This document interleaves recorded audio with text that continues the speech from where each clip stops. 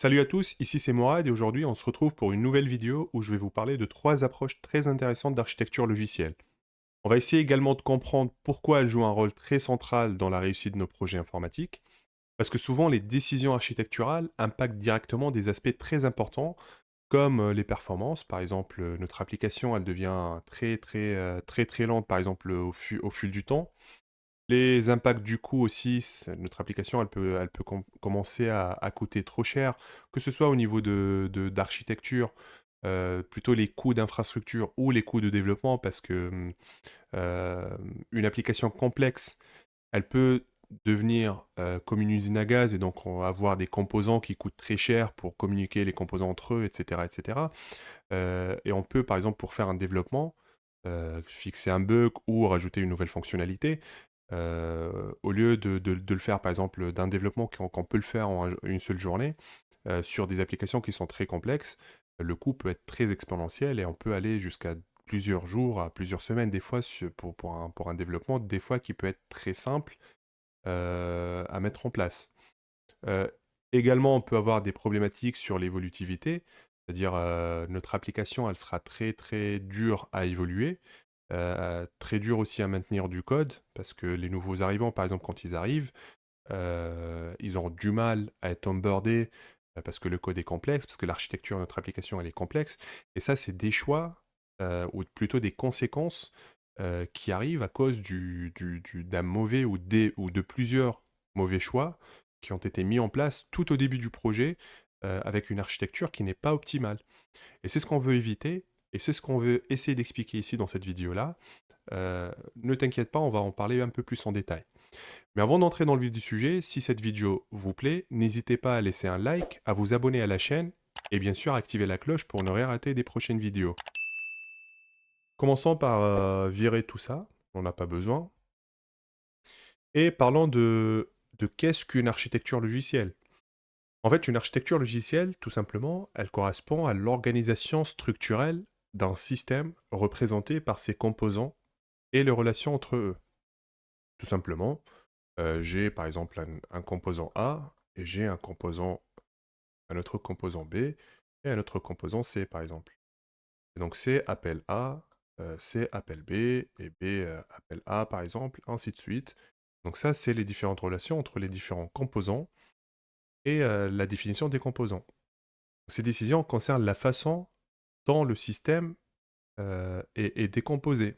Si tu veux, en quelque sorte, c'est le plan de construction d'une application. Un peu comme un architecte de bâtiment, quand il conçoit les fondations et la structure d'un bâtiment. Ces choix, ils sont très importants pour la suite. Parce que par exemple, des erreurs d'architecture peuvent faire des dégâts dramatiques dans la conception d'un bâtiment.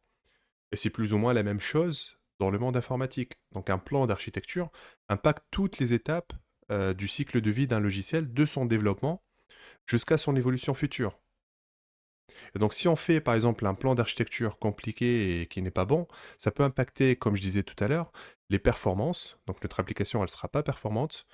Ça peut compliquer et ça peut plutôt coûter cher en termes d'argent, comme je disais tout à l'heure, donc que ce soit en termes d'argent, d'infrastructure, de coûts d'infrastructure ou de coûts de développement. Ça va complexifier, le fait de maintenir l'application. Donc pour introduire une nouvelle fonctionnalité ou, corriger un bug, le temps de corriger ou de mettre en place cette nouvelle fonctionnalité, va être exponentiel en fonction de la complexité de mon application. Et on peut, par exemple, au lieu de faire un développement en une journée, ça peut prendre plusieurs jours, juste pour faire la même chose, parce que l'application, elle est complexe. Et un aspect qui est très important et que je remarquais dans quelques entreprises, c'est que l'onboarding des nouveaux membres devient très compliqué, parce qu'une personne qui arrive dans l'équipe, elle n'a pas encore les connaissances de l'application, elle n'a pas encore les connaissances de l'architecture, donc elle va essayer de découvrir ça. Et si ton architecture, elle est compliquée, si ton code, il est compliqué, et que si, par exemple, pour essayer de mettre en place ou de développer un tout petit développement tout simple, te prendra beaucoup de temps, et ben en fait, les personnes qui viennent d'arriver dans l'équipe seront soit démotivées parce que c'est trop complexe et on aura du mal à les onboarder. Et ça, c'est un aspect qui est très important et qui est très problématique en fait dans la vie de tout le monde, de tous les jours. Alors, pour avancer, commençons déjà par supprimer tout ce qu'on a ici, on n'a pas besoin, et entrons un peu dans le vif du sujet et dans les détails. Donc aujourd'hui, il existe plusieurs styles d'architecture. Chaque style d'architecture est adapté à des cas très spécifiques. Par contre, il faut juste garder en tête qu'il n'y a aucun modèle ou aucun style d'architecture qui est parfait. Chaque approche comporte en fait des avantages et ses inconvénients. Et il faut jamais dire que ce modèle-là, ce style-là, c'est pas bon, ça va pas fonctionner, c'est pas mon style, etc. Parce que j'entends souvent en fait en entreprise que le mot monolithe, on l'entend, on dirait que c'est un mauvais mot, c'est quelque chose qui n'est pas du tout à appliquer, c'est un mauvais style et c'est pas quelque chose à adopter. Ce qui est faux en fait, ce qui est très faux. Aujourd'hui en informatique, si tu veux, nous en tant que développeurs ou des architectes, etc., n'importe quelle position, notre objectif principal et l'objectif ultime, c'est de livrer un logiciel qui fonctionne, qui est performant, qui est facile à maintenir et qui est le moins coûteux possible et qui fonctionne très bien. Alors c'est très théorique, mais c'est notre objectif ultime. C'est ce qu'on veut faire en fait. Notre objectif, c'est pas de mettre en place une architecture microservice, parce qu'on a entendu parler pendant une vidéo, ou parce qu'on vient d'apprendre par exemple une monolithe modulaire, bah, il faut que j'implémente ça en entreprise. Non, c'est un peu comme les développeurs en fait qui viennent d'apprendre par exemple un nouveau design pattern. Il va aller chercher dans le code et il se dit bah tiens, je vais appliquer celui-là. Non, ton objectif en fait principal, toi, quand tu vas travailler, quand tu mets en place des applications, c'est répondre aux besoins utilisateurs et aux besoins clients de la façon la plus optimale et la plus simple possible. Il ne faut pas se compliquer la vie. C'est-à-dire, un monolithe standard n'est pas mauvais, un microservice n'est pas mauvais, mais il n'est pas parfait. Un monolithe modulaire n'est pas parfait, mais il est bon aussi. Donc en fait, tous les styles d'architecture, comme dans les design patterns dans le code, etc., ils sont tous des avantages et des inconvénients. Ce qui va trancher, c'est le contexte, c'est tes contraintes personnalisées. Que des fois, un client peut arriver, il peut mettre plusieurs contraintes dans lesquelles on ne peut pas, par exemple, mettre en place une architecture microservice. Et ça, c'est très important à garder en tête. On est là pour livrer un logiciel de qualité. On n'est pas là pour implémenter telle architecture ou tel outil ou pour utiliser telle librairie, etc. Ça, c'est des outils qu'on a et qui sont accessibles à tout le monde. Et il faudra les utiliser dans le contexte spécifique. Et ça, c'est un point qui est très important et que je voulais aborder et qu'il faudra ne pas négliger. Et donc aujourd'hui, en fait, on va essayer de se focaliser plutôt sur trois principaux styles d'architecture. Donc je vais les mettre dans le titre de la vidéo, donc ça va être clair. Donc on va parler des monolithes standards, ensuite des microservices, et ensuite des monolithes modulaires. Alors j'ai préparé deux schémas pour le monolithe standard. Donc, pour être honnête, dans la majorité des cas, vous allez trouver en fait en entreprise ou vous allez souvent trouver ce modèle-là de monolithe standard. On appelle ça le modèle layer ou le modèle en couche. Je vais expliquer ça en deuxième temps. Et l'autre modèle, c'est un modèle qui est désorganisé, on va dire. C'est un modèle très simple, très classique et très basique, où on peut voir des composants à l'intérieur du monolithe et qui peuvent communiquer entre eux. Le problème du monolithe, c'est que à mesure que l'application évolue et gagne en complexité, ce modèle peut devenir vraiment un casse-tête. C'est-à-dire les bases de code monolithiques ont vraiment tendance à se transformer en ce qu'on appelle en anglais the ball of mud, ou la boule de boue en fait. On peut, par exemple, je peux ouvrir un Chrome ici, je peux le mettre là, par exemple, et écrire ball of mud. Et vous allez voir que ici, par exemple, il y a même une page Wikipédia dessus. En programmation informatique, une grande boule de boue est un terme utilisé pour décrire un système ou logiciel informatique n'ayant pas d'architecture évidente. C'est-à-dire, voilà, il est fait n'importe comment, il n'y a pas vraiment des règles, il n'y a pas une architecture bien maîtrisée. Une grande boule de boue est une vaste jungle de code, faut souligner ce mot-là, programmé en spaghetti. Parce que c'est souvent le terme, en fait, vous avez dû potentiellement entendu parler, le mot code spaghetti, ou elle est vraiment spaghetti, c'est-à-dire que le code il est vraiment couplé, très dur à maintenir, très dur à comprendre. Donc en fait, une boule de boue ou un ball of mud, ça ressemble à ça. Voilà, on a une application qui est pas du tout claire, qui est très dure à maintenir, etc. Et donc en fait, ce qui se passe, c'est que ça complique du coup la maintenance, ça ralentit les évolutions et ça augmente énormément le risque d'introduire des bugs pour chaque modification. Parce que ce qui se passe en fait, c'est que vu que le code il est tellement compliqué et qu'il est tellement tous nos modules, etc., tous nos plutôt composants, ils sont tellement couplés, on risque d'introduire des bugs sans se rendre compte.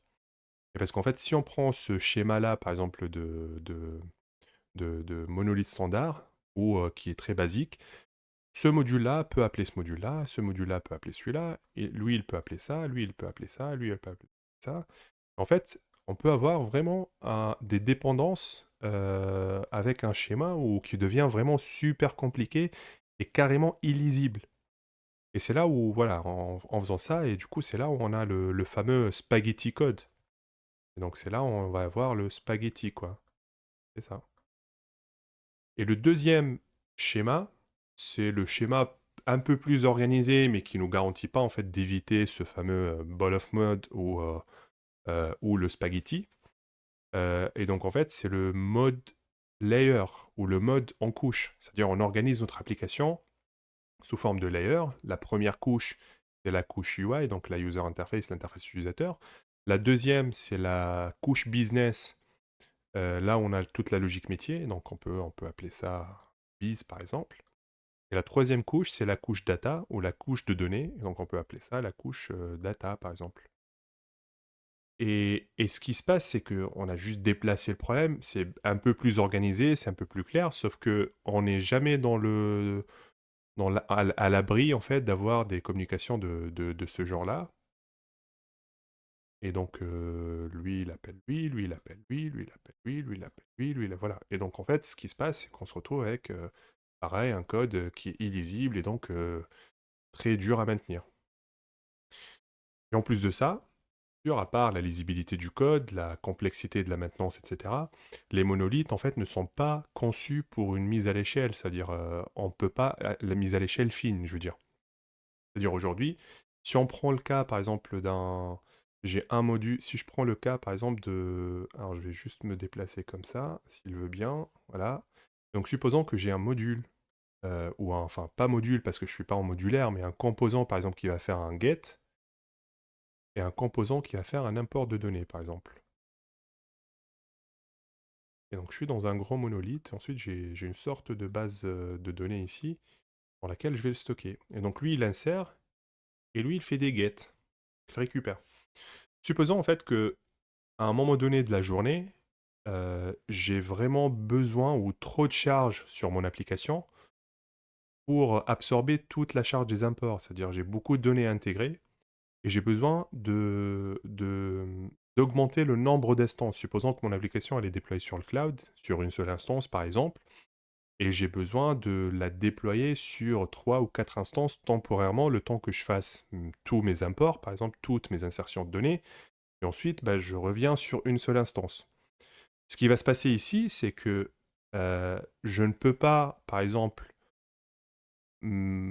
augmenter le nombre d'instances que pour l'import, parce que j'ai un seul module en fait. Donc ce qui va se passer, c'est que je vais augmenter le nombre d'instances, mais sur tout mon monolithe standard, sur tout mon monolithe en fait. Et donc même le get, il est pareil, et il va monter en instance. Enfin, c'est pas le get, il ne faut pas le voir comme ça, mais c'est juste que voilà, tout le monolithe, il passera en instance. Pareil, si j'ai un bug, par exemple, à corriger, supposons qu'on a détecté un bug à corriger sur la partie import, et que j'ai fait mon PR, j'ai corrigé donc le bug, et je l'ai pushé, donc j'ai déployé, et je veux en fait mettre en prod le bug que j'ai sur l'import. Ce qui va se passer dans le cas d'un monolithe global ou un monolithe standard, c'est que je ne peux pas livrer que l'import. C'est-à-dire que je vais, du coup, déployer tout mon monolithe. Et donc, en fait, je vais arrêter l'application, il faut la redéployer, etc. Après, il y a des façons de déploiement, etc. Mais ce que je veux dire, c'est que même le get, il sera déployé. Alors que le get, mon module get, il n'est pas buggé. Il y a pas, le bug, il est pas impacté. Le module, il n'est pas impacté par le bug. Et donc c'est ça les inconvénients, on va dire, de monolithes. Et en fait, c'est pour ça, c'est souvent, on dit que c'est souvent une bonne solution pour les petites applications ou pour les projets simples. Mais dès que le projet commence à devenir complexe et qu'on a besoin de l'évolution et on a besoin de la scalabilité, etc., il est vraiment nécessaire de passer sur d'autres approches modulaires. Par contre, si on est sur du monolithe, il faudrait que l'équipe garde en tête les bonnes approches et souvent il faudra absolument rester en mode layer parce que au moins dans un monolithe standard, on essaye de garder de l'organisation et il ne faut pas diverger. Il faudra que tout le monde fasse attention à ne pas faire ce fameux spaghetti code, au moins faire une sorte d'appel et des dépendances le moins possible pour éviter qu'on se retrouve en fait avec le fameux phénomène de la grande boule de boue. Et donc ça, c'était le monolithe standard. Ensuite, on verra la partie microservices. Donc passons aux microservices. On va se mettre juste à côté ici et on va essayer de dessiner des services. Du coup, on n'est plus en module, mais on va dessiner par exemple des services. On va appeler ça par exemple le service A, là le service B, et là le service C par exemple.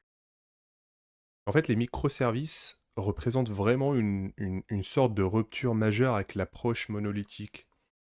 Parce qu'ici, par exemple, l'application elle est divisée en services indépendants. Donc chaque service est responsable d'un domaine ou d'une fonctionnalité spécifique. Et chaque service, il est vraiment autonome. Il peut être déployé d'une façon autonome, il peut être mis à jour d'une façon autonome. Et donc, en fait, on n'est plus dans l'optique, on n'est plus dans la dépendance entre nos différents services. L'un des principaux avantages de cette architecture est sa capacité à évoluer. C'est-à-dire les équipes peuvent faire évoluer individuellement chaque service en fonction des besoins. Donc, par exemple, si un service est très sollicité, on peut le mettre à l'échelle, c'est-à-dire en faire un autoscale sans impacter les différentes parties du système. Supposons que B, à un moment de la journée, comme on a dit tout à l'heure pour la partie get et import pour le monolithe, supposons que B, à un moment donné pendant la journée, a besoin de plus de ressources. Et en fait, on peut copier B fois 3 instances, par exemple. Et donc A restera sur une seule instance, C restera sur une seule instance, et ainsi de suite. Et ça, c'est un vrai avantage. C'est-à-dire, tous les services, ils sont indépendants, ils sont à part, et ils ne sont pas dépendants. Pareil pour, comme je disais tout à l'heure dans l'exemple du monolithe, si j'ai un bug sur B, je peux le déployer sur B sans que j'impacte A et sans que j'impacte C. Et ça, c'est un vrai avantage. Prenons aussi un autre avantage qui est très important pour les microservices, c'est la résilience. C'est-à-dire, supposons que A, il tombe, il est KO. Il y a un souci sur le service A. En fait, ce qui se passe, c'est que mon application, d'une façon générale, qui compose... Alors, c'est pas une base de code commune, je fais un cercle juste pour dire que ça, c'est une application. Mon application, elle continue à tourner. C'est vrai qu'elle va continuer à tourner avec des services limités, on va dire, parce que le A ne va pas tourner. Mais le B et le C, s'il n'y a pas de forte dépendance avec le A, ils vont continuer à tourner sans que l'application tombe d'une façon générale. Et donc en fait, ça offre une vraie flexibilité technologique parce que chaque service est indépendant. Et d'ailleurs, par exemple, B peut être écrit en C Sharp, A peut être un service Python, C peut être écrit en Java, et c'est vraiment différent. Et on peut avoir une équipe qui travaille sur C, une équipe qui travaille sur B, une équipe qui travaille sur A. Et donc on n'a pas forcément, on n'est pas obligé d'avoir la même source, le même code source, pardon, pour tous les services. Et ça, c'est très important. Par contre, cette liberté, forcément, c'est clair, il y a pas en fait un schéma ou une architecture qui est parfaite. Cette flexibilité-là a un coût, malheureusement. Et en fait, les microservices introduisent une certaine complexité très importante, notamment en termes de gestion des communications entre les services. C'est-à-dire aujourd'hui, comme je disais tout à l'heure, j'ai fait un petit hint tout à l'heure, Si B a besoin de communiquer avec A et B communiquer avec C et C communiquer avec A, c'est pas aussi simple que si j'ai la même base de code. Il faudrait, en fait, je suis dans un système distribué, il faudrait se baser sur des outils qui sont disponibles et qui vont coûter de l'argent, qui vont coûter en fait du réseau, parce qu'en fait du réseau, parce qu'on va communiquer de la data sur le réseau, etc. Donc en fait, il y a une certaine complexité en termes de gestion des communications entre les services, la cohérence des données, il faut faire de la surveillance. Il y a de la latence du network, en fait, du réseau, parce que quand on fait transiter les datas, forcément, il y a une latence sur le réseau. Et en fait, la mise en place ou la mise en œuvre nécessite une vraie infrastructure solide pour gérer ces aspects et garantir la résilience du système. On a également un challenge qui est important aussi pour décomposer les microservices, c'est-à-dire aujourd'hui, si tu as une application et que tu veux la décomposer en microservices, il te faut une très bonne connaissance du domaine. Sinon, tu auras du mal à la décomposer en microservices. Et ça, c'est souvent, en fait, l'avantage où on peut remarquer, par exemple, des applications qui commencent en monolithe, comme je disais tout à l'heure, et qui évoluent en fonction du besoin au fur et à mesure du temps vers des architectures comme le microservice, elles sont souvent bien réussies parce qu'on commence par un monolithe, simple à mettre en place, simple à développer, et au fur et à mesure du développement et de l'avancement, on va dire, des besoins et des devs, notre besoin a fait qu'on a besoin on a eu besoin de passer sur une architecture microservice. En fait, on maîtrise notre domaine. Et donc, on passera plus simplement et plus naturellement d'un monolithe vers un microservice. C'est beaucoup plus simple que d'avoir une application qui tourne déjà et d'essayer de la changer en microservice parce qu'il faut vraiment comprendre et avoir de la connaissance sur le domaine en question. L'un des autres challenges qu'on peut trouver quand on est dans une architecture microservice, c'est de se retrouver dans un monolithe distribué. Ça veut dire quoi? Si j'enlève tout ça, j'ai un A, j'ai un B et j'ai un C. Et en fait, si on crée des fortes dépendances entre nos modules, par exemple, si A appelle d'une façon synchrone B et C, et qu'il attend vraiment les réponses, et du coup il est fortement couplé à B et C, ou bien par exemple si A dépend d'une interface qui est dans B ou d'une interface qui est dans C, en fait le fait de déployer B nous oblige de déployer aussi A. Et pareil, si B il est KO, si A fait un appel synchrone à B, A il va pas fonctionner. A il va tomber en fait. Et donc ça, du coup, on va créer une sorte de monolithe distribué. Et du coup, ce qui se passe, c'est que on va se retrouver avec tous les inconvénients des microservices, mais aussi avec les inconvénients du monolithe. Et donc, on perdra à 100%. On va se retrouver avec un monolithe distribué qui est vraiment très très compliqué à gérer.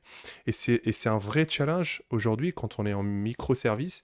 Il faut vraiment faire attention à ne pas coupler nos services entre elles pour éviter qu'on tombe dans ce cas-là. Et du coup, sa gestion, elle va être colossale et ça va être très compliqué à gérer au quotidien. Et donc en fait, si on résume, les microservices sont une excellente solution quand c'est bien implémenté. Et donc en fait, quand on implémente bien les microservices sur des systèmes qui sont complexes, nécessitant une grande évolutivité et une haute disponibilité, en fait, ça va bien fonctionner, ça va bien marcher. Il faut juste garder en tête que l'équipe de développement doit être consciente de ces complexités-là. Par contre, quand elle est mal implémentée, on pourra se retrouver dans des situations qui sont vraiment catastrophiques et on perdra en fait et on aura tous les inconvénients des microservices et tous les inconvénients des monolithes. Passons donc sur la partie monolithe modulaire. C'est une approche d'architecture qui va nous offrir une certaine façon hybride, parce qu'en fait, elle conserve une base de code unifiée, c'est en se basant sur l'avantage de base, on va dire, des monolithes standards, mais aussi, en fait, elle est organisée en modules bien définis, faiblement couplés, ce qui est très important, il faut bien noter ça, et isolés autant que possible. Ça veut dire, en fait, ce qui va se passer, c'est qu'on va avoir un monolithe avec une base de code unifiée, mais avec des modules à l'intérieur qui seront très faiblement couplés et isolés au maximum. En fait, pour essayer d'avoir ce côté hybride qui ressemble plus ou moins à un monolithe standard, et à une architecture microservice. Alors on ne sera pas sur du microservice, mais voilà, ça on s'inspire avec des modules qui sont faiblement couplés. Et donc chaque module représente généralement une fonctionnalité ou un domaine métier, un peu comme les services, mais on reste dans une seule base de code unifiée. Donc l'intérêt principal d'un monolithe modulaire, c'est qu'il combine en fait la simplicité donc, de la monolithe standard et la modularité des microservices, tout en restant sur du monolithe. Et ça permet de faciliter la maintenance, l'évolution de notre application, et par exemple, les modules peuvent être développés et testés de manière indépendante, ce qui réduit le risque de régression. C'est-à-dire demain, par exemple, si tu as une modification à faire sur un module, ça va être isolé. Tu vas pas en fait introduire plutôt des bugs dans d'autres modules parce que nos modules ils sont faiblement couplés et ils sont isolés autant que possible. Cependant, cette approche nécessite une discipline stricte parce qu'en fait, si je prends par exemple ici et je supprime celui-là parce qu'on n'en a pas besoin et que je dessine par exemple un monolithe comme d'habitude, je le représente avec un carré. En fait, une monolithe modulaire, elle va ressembler à ça. Donc on va avoir un monolithe. Généralement, on va avoir un host au début qui va être par exemple une web app ou une API ASP Core qui va recevoir les appels et derrière en fait elle va transférer par exemple avec un médiataire ou n'importe quelle autre façon de faire vers les différents services en question. Et en fait on va avoir nos modules qui sont vraiment isolés et séparés et ils ne sont pas du tout dépendants. Et c'est ça la spécificité, c'est-à-dire mon module par exemple ici il va avoir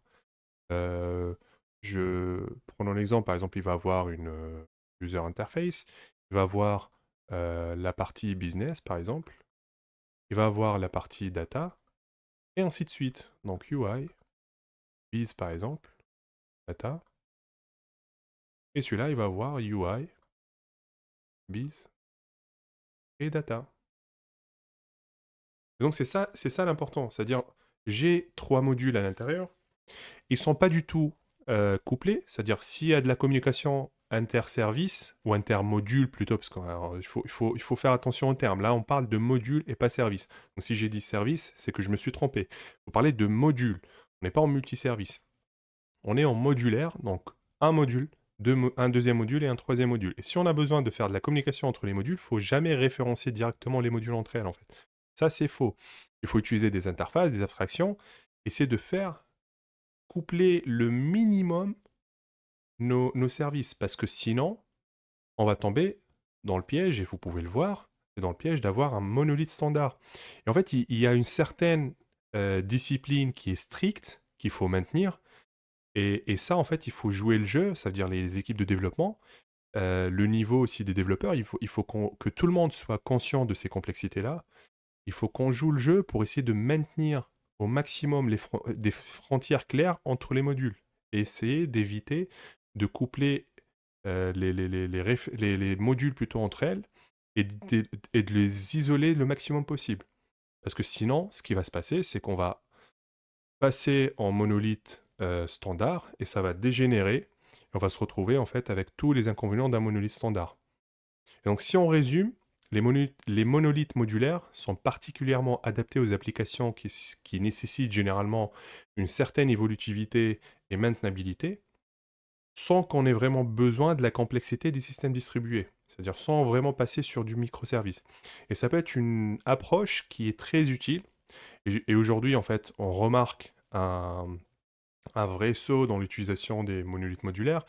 Il y a de plus en plus d'utilisation des monolithes modulaires parce que généralement on s'est rendu compte que enfin, on n'a pas besoin des microservices pour toutes les applications et même en cloud. C'est-à-dire il y a des besoins qui sont fréquents, on va dire, qui ont juste besoin d'un simple monolithe modulaire. Par contre, encore une fois, il faut vraiment faire attention que notre équipe de développement ne fait pas des références directes, et parce que sinon, en fait, avec toutes les références directes, on va se retrouver avec le fameux spaghetti code et avec toutes les complexités du monolithe standard. Et ça, c'est vraiment à éviter. Et donc en fin de cette vidéo-là, essayons de faire un petit résumé et voir ce qu'on a vu d'une façon générale. Donc on a commencé par voir les standards monolithes, les avantages et les inconvénients. On est passé par les microservices et ensuite par les monolithes modulaires. Bien sûr, C'est pas les seules approches d'architecture, il y en a beaucoup, il y en a d'autres. C'est les 3 que je voulais vous présenter dans cette vidéo-là. Bien sûr, si vous avez aimé ce style de vidéo, n'hésitez pas à le mettre en commentaire. Si vous avez une approche d'architecture que vous voulez découvrir, vous pouvez le mettre en commentaire et je ferai avec plaisir une autre vidéo pour expliquer donc d'autres approches d'architecture. Il faut juste garder en tête, en résumé, qu'il n'existe aucune solution magique, et aucune solution universelle, en fait, en architecture logicielle. Chaque style présente ou chaque approche présente, en fait, des avantages et des inconvénients, un peu comme on a vu aujourd'hui avec les 3 approches qu'on a découvert. Et le choix dépend vraiment des besoins spécifiques de chaque projet. Il est également à noter, et c'est très important, c'est un point que j'avais abordé, pendant cette vidéo-là, qu'une architecture n'est jamais figée. Comme je disais, un projet, il peut commencer sous forme, par exemple, d'un monolithe standard pour un MVP, pour vraiment un démarrage d'un projet, puis évoluer au fil du temps, au fur et à mesure, vers une architecture modulaire ou microservice en fonction des besoins.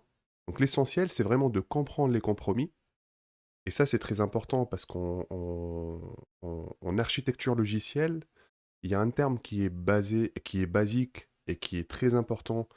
euh, On appelle ça en anglais les trade-offs, ou les compromis, ou l'arbitrage si vous voulez. Donc je vous ai préparé un petit tableau ici pour faire un petit résumé sous forme de tableau. Et donc ici, ce qu'on voit là, tout ce qui est là à gauche, c'est les trade-offs. Donc c'est trade-off. Ou en français, si vous voulez les appeler arbitrage ou compromis. Parce qu'en fait, comme je disais, il n'y a pas la solution magique, et en fonction des contraintes qu'on a, on va faire des arbitrages pour faire le bon choix de l'architecture, qui sera avec une solution qui sera adaptée aux besoins actuels et surtout futurs.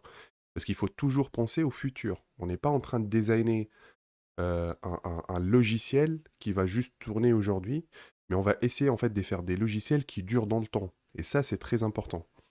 Donc en fait, si on commence à faire notre petit résumé, donc on avait parlé des monolithes standards, des microservices et des modulaires monolithes.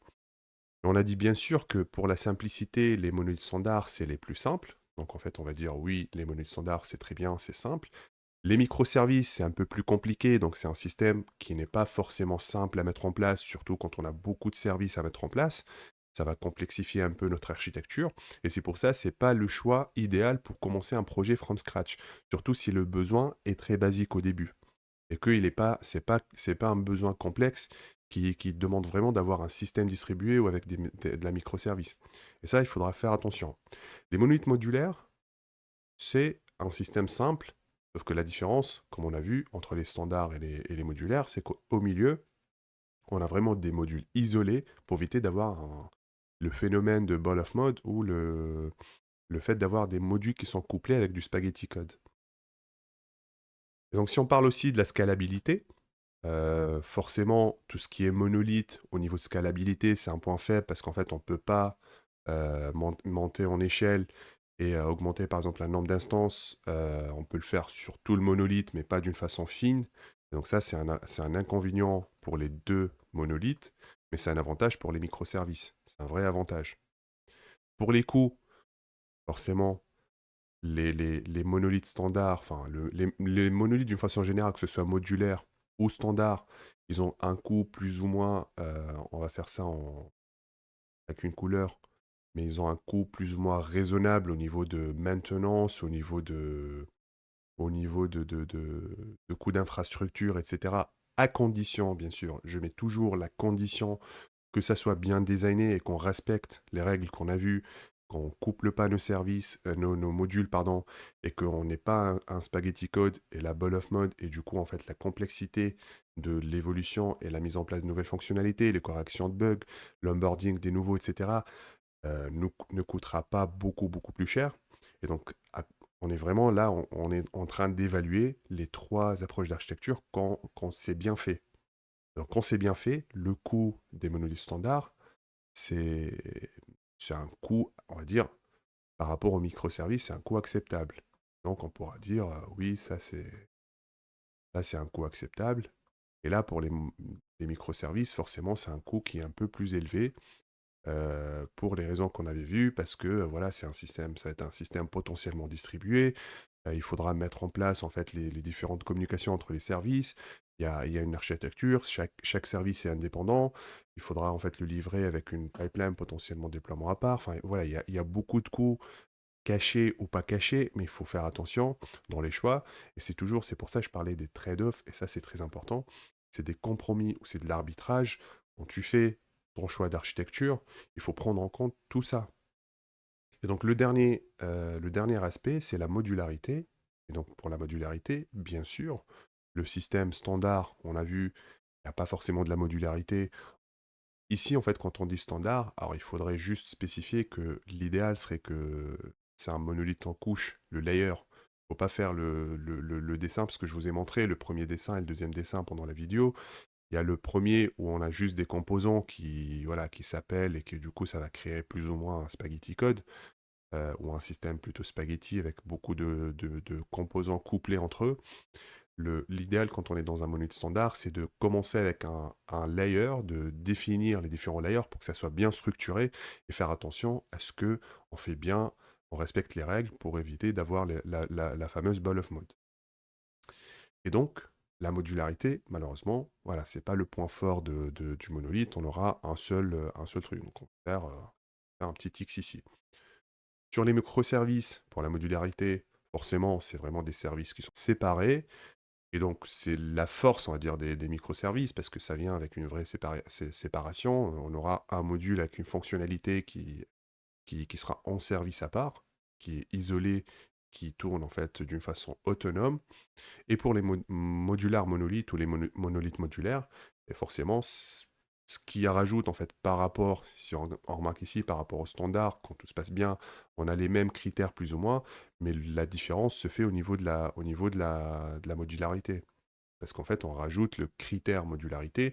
On a des modules à l'intérieur qui sont le plus isolés possible et les plus découplés possible. Et donc ça, c'est un vrai avantage des monolithes, modulaires.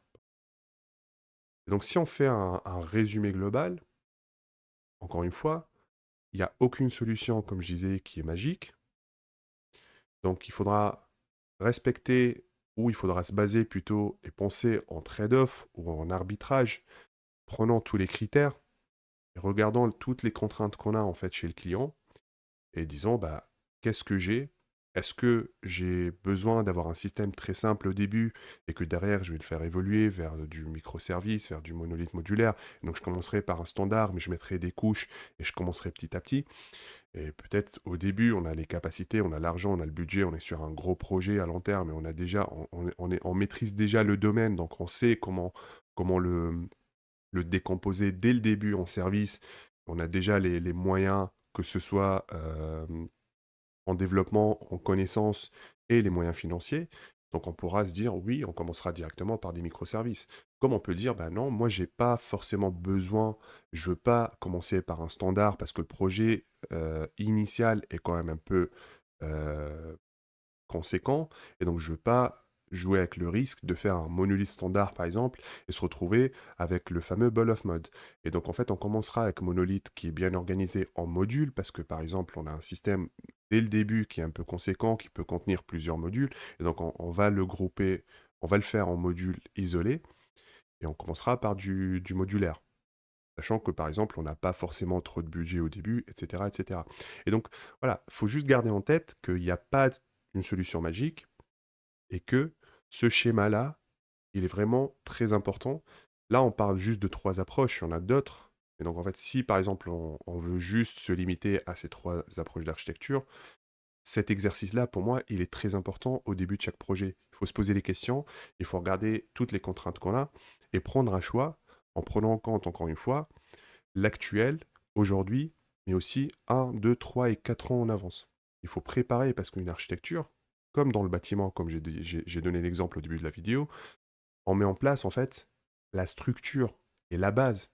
Et donc un bâtiment, en fait, on fait pas de l'architecture du bâtiment pour un mois ou pour 2 mois. On le fait pour une dizaine d'années, des fois, tu as des bâtiments qui restent une centaine d'années intacts. Et ça, c'est très important et c'est ce qu'il faut garder en tête. Et donc encore une fois, si cette vidéo vous a plu, n'hésitez pas à laisser un like et un commentaire avec des suggestions, avec peut-être des sujets sur lesquels vous voulez avoir des vidéos, et moi avec plaisir je ferai des vidéos dessus. À vous abonner à la chaîne et activer la cloche pour ne rien rater dans les prochaines vidéos. Et comme je disais tout à l'heure, il y aura sûrement du contenu qui sera très intéressant et qui va venir dans les prochains jours. Et d'ici là, merci et à la prochaine vidéo.